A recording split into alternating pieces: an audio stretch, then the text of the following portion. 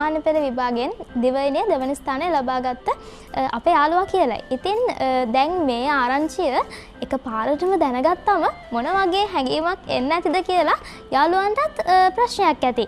ඒ කියන්නේ දැන් අපි හැමෝටම මේ වගේ අත්දැකීමක් නැහැනේ. එතකොට ඒ වගේ අත්දැකීමක් ලැබුණාම මොන වගේ හැඟීමක්ද එකපාරටම ඇති වෙන්නේ කියලා ප්‍රශ්නයක් ඇති වෙනව නේද? එහෙනම් ඒ ප්‍රශ්නෙට උත්තරය අපි සවිතගෙන් අහමු නේද?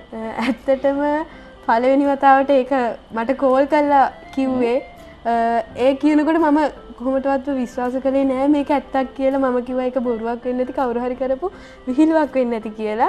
මේ පුදුමාකාර සතුටක් දැනුණා. ඒ වගේම පුදුම වුණා. හිතා ගන්න බැරි තරම් පුදුමයකටපත් වුණා. ඒ කියන්නේ කලින් බලාපොරොත්තුවක් තිබ්බෙම නැද්ද? ඒ වගේ ස්ථානයක් ලැබෙයි කියලා දෙවෙනේ. පාසලේ ගුරුවරු ඒ වගේම යාළුවෝ කියලා තිබ්බා. ඒත් විභාගෙ ලිව්වයින් පස්සේ එහෙම බලාපොරොත්තුවක් තිබ්බේ නැහැ මේ ප්‍රතිඵල එනකම්. ඒ හින්දා සෑහෙන පුදුමයටපත් වුණා. ඒත් ඉතින් අන්තිමේදී හැමෝගෙම බලාපොරොත්තු ප්‍රාර්ථනා ඉෂ්ට සිද්ධ කරමින් අවසානයේදී හොඳ ප්‍රතිඵලයක් ලබා ගන්න පුළුවන් වුණා නේද? හරි. ඉතින් අපි යාළුවන්ටත් හැමතිස්සෙම කියනවා අරමුණක් තියාගෙන වැඩ කරන්න. මොකද අරමුණක් නැති ප්‍රඥාවන්තයා අත්තට නැති කුරුල්ලෙක් වගේ කියලා අපි යාළුවන්ට කියලා තියෙනවා නේද? ඒ නිසා හැමතිස්සෙම අරමුණට යන්න ගොඩක් මහන්සි වෙලා වැඩ කරන්න. මං හිතන්නේ අද සවිතිගෙනුත්